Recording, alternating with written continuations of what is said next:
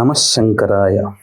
15వ తారీఖు ఆదివారము మహాశివరాత్రి సందర్భంగా ప్రదోషకాల సమయం నుంచి 4 యామములు అని అంటారు. అంటే 4 కాలాలలో ఈశ్వరుని అర్చన చేయాలి, అభిషేకం చేయాలి, అలంకరణ చేయాలి, నైవేద్యం పెట్టాలి.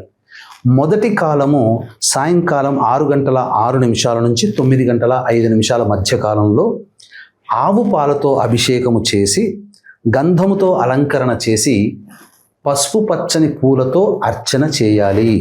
నైవేద్యముగా పెసర పొంగలి నైవేద్యంగా పెట్టాలి. ఈ సమయంలో కనీసం 108 సార్లైనా కానీ ఓం హ్రీం ఈశానాయ నమః అనే మంత్రాన్ని జపం చేయాలి. మహామహిమాన్విత సుప్రసిద్ధ కాశీ క్షేత్రంలో మీ యొక్క సంకల్పం నెరవేరడం కోసం ప్రదోషకాల సమయంలో కాశీ విశ్వేశ్వరుని ప్రాంగణ సమీపంలో, దేవాలయ ప్రాంగణ సమీపంలో రుద్ర పారాయణము, రుద్ర అభిషేకములు జరిపించడం జరుగుతుంది. అవకాశం ఉన్న వాళ్ళు స్క్రీన్పై కనిపిస్తున్న నెంబర్కి సాయంకాలం 15వ తారీఖు 6 గంటల లోపల మీ గోత్రనామాదులు నమోదు చేసుకోవచ్చు. అలాగే 17వ తారీఖు సూర్యగ్రహణం, పంచగ్రహ కూటమి, మంగళవారం, మాఘ అమావాస్య సందర్భంగా మన భారతదేశంలో గ్రహణం కనిపించకపోయినప్పటికీ ప్రపంచవ్యాప్తంగా అన్ని దేశాలలో ఈ ప్రభావం ఉంటుంది.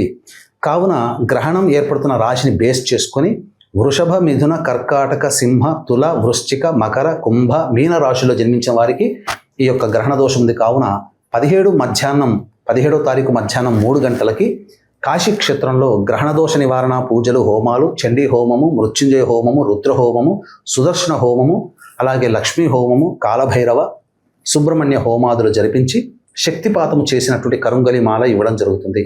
మధ్యాహ్నం 17వ తారీఖు 1 గంట లోపల స్క్రీన్పై కనిపిస్తున్న నెంబర్కి కాంటాక్ట్ చేసి మీ గోత్రనామాదులు నమోదు చేసుకోవచ్చు. అవకాశం ఉంటే 2 కార్యక్రమాలను నమోదు చేసుకోండి, లేదా 1 కార్యక్రమంకైనా కానీ నమోదు చేసుకోవచ్చు.